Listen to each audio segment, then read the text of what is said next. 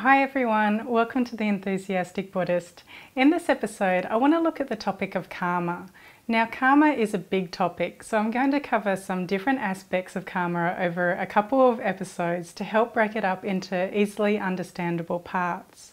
This episode, I want to look at first defining karma and how we should react when negative karma seems to be ripening into present-day suffering. So first, what is karma? Well, karma has two meanings in Buddhism. Specifically, karma means action, but in more broader terms, it refers to the law of cause and effect. It basically means that if you create a cause through your actions, then a result will eventually follow. Just like if you plant a seed, that seed will grow into a tree as long as the conditions for the seed to grow are there. So karma is considered to be a natural law that happens automatically without needing someone to oversee the process. So it's a bit like gravity in that it doesn't require us to believe in it or not. It will just happen anyway. So in Buddhism, there isn't the belief that there's a divine being who's judging our actions and administering rewards or punishments. Instead, karma is considered to be a universal law that naturally occurs. Now, the reason karma is such an important aspect of Buddhism is because we're creating karma all the time. And if we want happiness and to experience favourable results, then we have to create the causes for those experiences to occur. At the moment, we all create karma with what we call our three doors of our body, our speech, and our mind. So we create karma by our actions with our physical body, by what we say with our speech, and by what we think with our minds. And every moment we're creating either positive and wholesome karma, neutral karma, or negative and unwholesome karma. So to quickly give you some examples of these, positive or wholesome karma are actions that are beneficial for ourselves and others, such as practicing generosity, speaking kindly, and feeling compassion for others, while negative or unwholesome karma would be actions such as injuring others, speaking abusive words, or thinking angry thoughts. The very basic formula of how karma works is that if you create positive karma, it will lead to favourable results and happiness now and in the future. And it's the same for negative karma, that if you create negative karma, it will lead to unfavourable results and unhappiness. These days, you're probably familiar with the popular phrase, what goes around comes around. And even Christians have their own saying that, as you sow, so shall you reap. So I guess there is a general belief that we do create our own future and that we are the makers of our own happiness, or not. The Buddha stated quite explicitly in his teachings that we are the creators of our own karma and we are personally responsible for it. He said, "I am the owner of my actions, karma, heir to my actions, born of my actions, related through my actions, and have my actions as my arbitrator. Whatever I do, for good or for evil, to that will I fore'er." So the Buddha was saying that whatever action we create, whatever karma we create, we will be the sole inheritor of that action.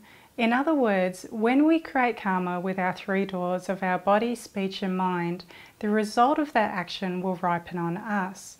So even though when we do something and the immediate result is that you affect others either positively or negatively, so they seem to be receiving the result, in actual fact, everything we do, say and think plants seeds of karma to ripen on us at a future time. So even though we might verbally abuse someone and they might feel upset and insulted, we are actually setting ourselves up to experience some future unhappiness from that action. In Buddhism, we talk about causes and actions as being like karmic seeds. So the actions we're producing with our body, speech and mind form these karmic seeds, and the result of these karmic seeds, the result of our actions and causes, are called vipaka, which means ripening, or phala, which means fruits. So when we talk about the result of karma, we often say favourable conditions will ripen as a result of our karma, or that we will experience the fruit of our karma. I kind of like this terminology in Buddhist language because it really makes sense when you think of it in regards to the tree analogy. For instance, we all know that if we plant a lemon seed, then only a lemon tree with lemons will grow from it, right? So the only fruit that can ripen from it are sour lemons. I mean, even if we want to grow sweet mangoes from a lemon tree, no matter how hard we pray, it's never going to happen.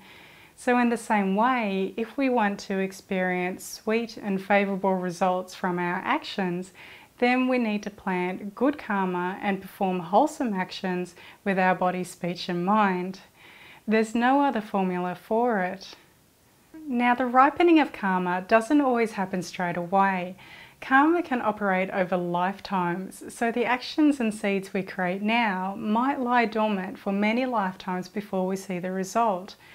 You see, how karma works is that as we perform volitional actions, it creates an imprint on our mental continuum where it remains with the potential to ripen into something. But karma only ripens when the conducive conditions for it to manifest are there.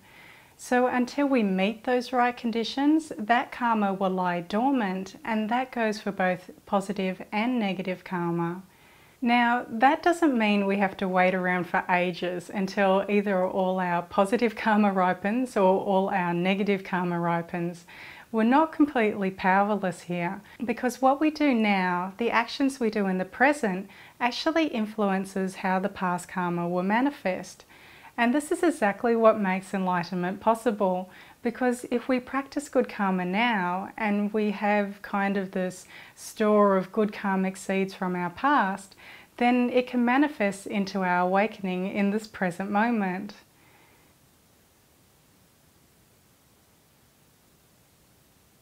Now, we don't know what past life karma we've created. All we might be able to see is whether we're suffering now or not. And while we have no complaints about positive karma ripening and us enjoying favourable results, there's a lot of resistance when negative karma is ripening and we're experiencing suffering as a result of that. It can be hard to accept that we might have done something negative in the past to create what's happening now. But in Buddhism, we look at things from the perspective of multiple lives. So apparently we've all lived so many times that we've been everyone and we've done everything good and bad. So maybe a million lifetimes ago, when we weren't so great in our moral judgment, we did do some bad things and created the cause for our present day suffering. I mean, if we've been so many people and we've had so many different roles, maybe in past lives we weren't so good at practicing self-restraint, or the conditions made it easy for us to do non-virtuous deeds. I mean, we all know that sometimes we have certain negative thoughts and it only takes a second for us to act on one of those. So I guess what I'm saying is that if we're experiencing suffering right now, although we can't verify how that karma was created, we need to simply acknowledge with compassion that we created those causes out of ignorance because we didn't know any better back then. So we should feel compassion for ourselves and resolve now to live our life with more wisdom so that we only create positive karma which will benefit us now and in the future. It's a really important point here that we should never see our present suffering as some form of punishment for our previous negative deeds, because in Buddhism we acknowledge that we only create negative deeds and negative karma out of ignorance. So whether we act out of anger, jealousy or desire, it all stems back to the basic fact that we're ignorant about our true nature and we don't really know who we are. And until we reach some stage of awakening, we'll most likely continue to act out in a habitual and ignorant manner, which only creates more negative karma. So the point is, we should never give in to feelings of blame or self-hatred. We've all made mistakes in the past by accident. Actually, there can be a real danger in us turning our aversion for the situation back onto ourselves. Sometimes we might think, gosh, I must have done so many bad things in the past to be experiencing these difficulties. I must be such a terrible person. But this is not the correct way to be looking at this. As I said, we've all done good and bad things over many lives, so we cannot judge ourselves or others, or even compare ourselves to others and think that we're so bad in comparison. So instead of feeling miserable or despondent about our situation, we should feel happy and hopeful because we now have a chance to rectify our mistakes and create a better future. The law of karma requires us to take personal responsibility for where we are now, even though it might be difficult to accept at first. But there are no coincidences. Things can only happen if a cause has been created. For instance, a common theme running through my life at the moment is that ants always tend to infest my living spaces and my possessions. When I did my meditation retreat, within a week of moving into my retreat hut, I had ants starting to make a home in my walls, and I could see them bringing in all their eggs, and within a few weeks I had ants crawling everywhere, on my walls, on my bed, even biting me when I was trying to practice. Then going forward, a year or two later, when I moved into my house where I live now, I again had ants start making nests in my kitchen. And just recently, when I went to Japan for 10 days, I even had ants making a home in my car. Now, the teachings on karma say that our actions can determine the type of environment we experience and live in. For instance, if we're miserly, we might be reborn into a barren land where it's hard to find good resources. So at some point in time in my past, I created some cause for me to be experiencing these conditions now. I set in motion for these events to be occurring. It's almost like I looked at the menu and said, oh, a house with ants, a car with ants. Yes, I'll have one of each, please. No, no, no. Make it 2 houses with ants. Thank you. Now, I don't remember what I did, obviously, to create this result, but it's up to me to work on a way to deal with it skillfully and to ensure that my actions now don't become a cause of future suffering and unfavourable results for myself or others. You know that saying, when life gives you lemons, make lemonade? Well, we need to do something similar when our negative karma ripens. So irrespective of the difficulties we're facing right now, we have to use this opportunity to grow spiritually. We have to accept that this is our current situation, and what matters now is how we react to it. And there are skillful and unskillful ways of reacting. So some of the unskillful ways of reacting might be to complain about our situation to others, hoping that they can provide another explanation other than karma as to why this is happening, because we want a reason that's more palatable, right? Or another unskillful way is to react with anger and hostility towards the situation, which only creates more causes for future unhappiness. So what are some ways we can deal with the situation skillfully? One of the first things we can try to do is just practice patient acceptance of our situation, so we don't reject or deny what is happening to us, and we don't generate aversion to the situation and create more negative karma. Another powerful way to deal with our difficulties is to remind ourselves that we're not alone in our suffering. Right now, there are many people in the world who are experiencing the same or even worse suffering than us. So we should connect with them at a heart level and send our compassion to them as well as to ourselves. So if our suffering is really bad, our compassion should be equally as strong. And it's important to remember that when negative karma ripens, it only lasts as long as the necessary conditions are there.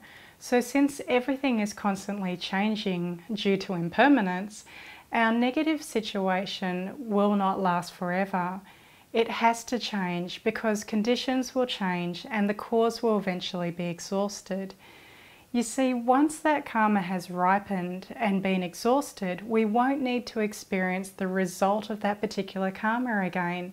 So we should in fact be happy that that karma is coming to an end and our negative karma is being swept away, so to speak. And we should probably rejoice that that karma is ripening now, because since karma increases with time, what is ripening now could have been much worse later on. And if we're suffering because someone is hurting us in some way, then we should try to feel two things. We should feel happy that that negative karma is now being purified, and we should feel compassion to our enemies, because they're only creating negative karma for themselves, which will only result in future unhappiness for them. But I should make it clear that when it comes to situations of physical or sexual abuse, it doesn't mean we just stay in that situation and continue to be abused. We still need to protect ourselves and others from harm. So please don't just remain in an abusive environment. We need to show loving kindness and compassion to ourselves as well. Now the question might arise, how do we deal with suffering we see others experiencing? If this is the result of their karma, then how should we respond? And the answer to this is really simple. We respond with compassion. No matter who it is and what they're experiencing, we comfort them and we give them our compassion.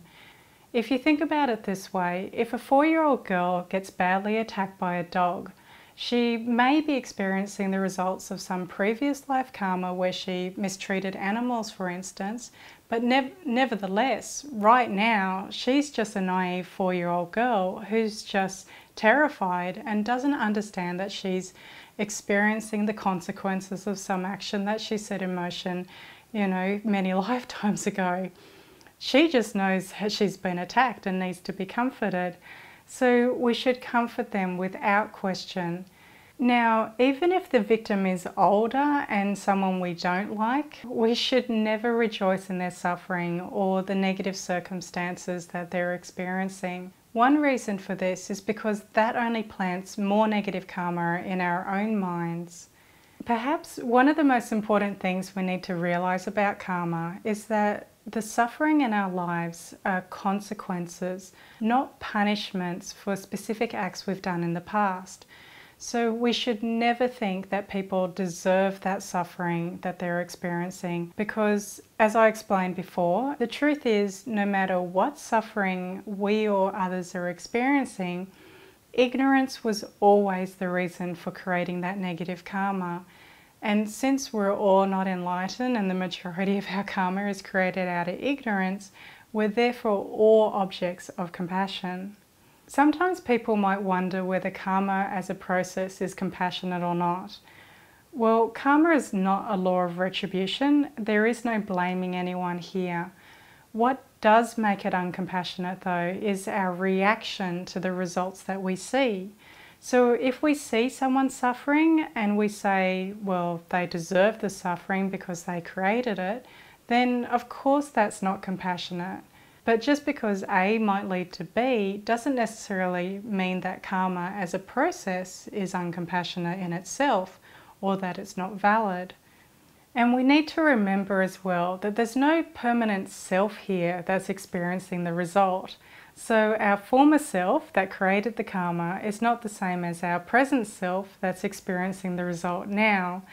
So there's no one we can point the finger at and say, well, you created that karma, because the you that is here now is not the same you that existed in the past. It's only because we like to label ourselves and others and cement these identities that we then cling to these concepts of my karma and their karma. And when we do that, when we attribute actions and results to a particular person who we see as real and permanent, then we are the ones that are making karma non-compassionate, because we are the ones attributing that past action to them and saying that they created it and that they're now experiencing the results of their karma. So while at a conventional level, yes, someone created the karma, at an ultimate level, no one created it. So basically, we need to be able to strip away these labels of self and others so that we can see that what happens to us now are only consequences, not punishments, for specific acts that were created in the past and which were primarily created out of ignorance of not knowing who we really are.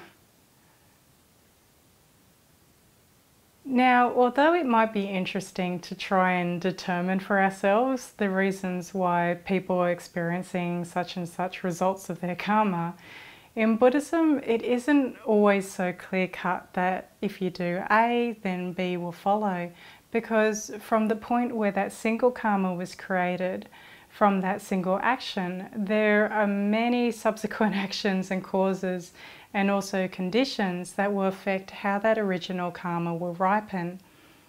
Now, sometimes the Buddha did explain it quite explicitly. For instance, when he said killing would lead to our own lifespan being shortened, or that stealing would lead to losing our wealth. But in general, he said that the laws and workings of karma are incomprehensible to ordinary beings, and that we would have this massive headache if we tried to determine it for ourselves. He said, "These four imponderables are not to be speculated about. Whoever speculates about them will go mad and experience vexation." Which four? The Buddha range of the Buddhas, i.e. the range of powers a Buddha develops as a result of becoming a Buddha. The jhana range of one absorbed in jhana, i.e. the range of powers that one may obtain while absorbed in jhana. The results of karma, speculation about the first moment, purpose, etc. of the cosmos, is an imponderable that is not to be speculated about. Whoever speculates about these things would go mad and experience vexation. So please don't spend lots of time thinking about why such and such happened or is happening, because karma is something that we cannot fathom. There can be countless reasons why a particular karma has ripened the way it has. The most important thing we need to understand is that what matters now is how we respond to our current circumstances. So what kind of seeds do we want to plant now? It's not about trying to identify how that karma was created. And I also want to point out that karma isn't the only factor influencing our lives and creating our circumstances. The Buddha identified 5 different types of processes that affect our lives, and karma was only one of them. I'll put some links on my website for those of you who might be interested in reading about the 4 other factors.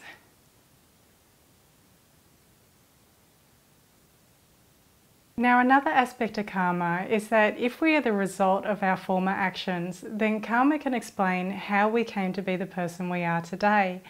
I mean, we might wonder why we have certain personality traits and why we're different to others. Basically, every action performed by our body, speech and mind leaves a mental imprint on our mind stream, and when that same imprint is repeated over time, it gains strength and begins to influence our present nature.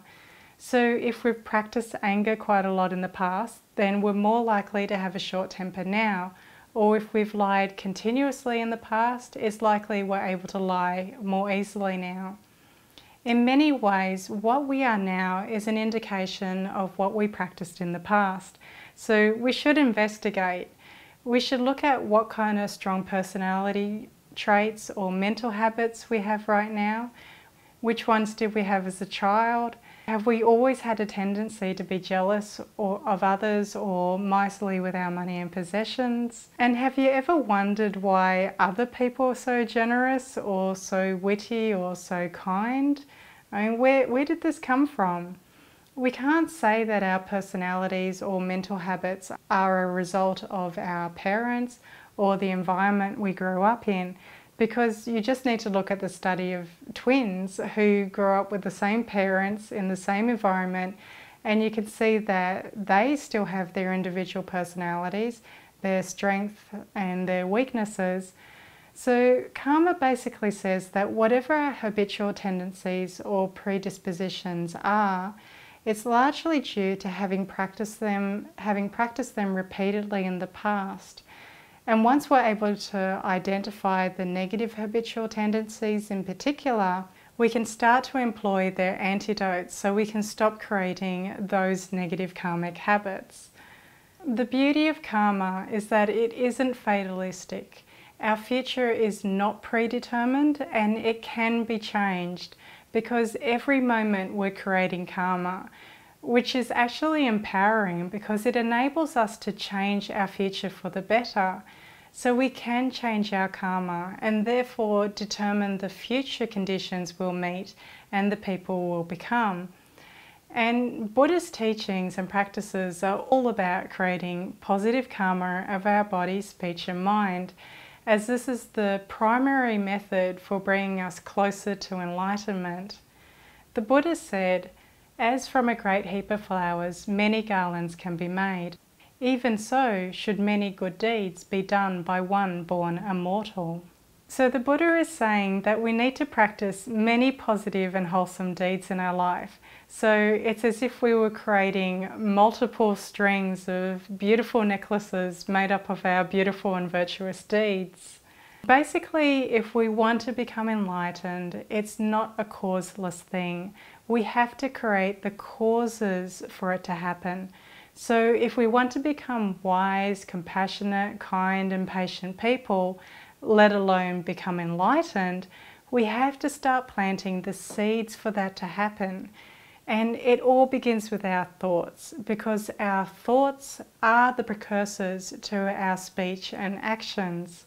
So that's all I want to cover in this episode. As you can see, there is a lot that can be said about karma. And in this video, I've mainly focused on defining it and explaining how we should react when negative karma ripens into some form of suffering for us and others. In the next episode I do on karma, I'll be looking at more about how we create positive karma and how we can avoid creating negative karma in the first place. Now, if you're still a bit stuck on this idea of multiple lives and rebirth, I'll put a link to my video on rebirth at the end of this video and in the info box below. Even if we can't fully believe that rebirth exists, the most important thing is to at least have an open mind to the possibility of it.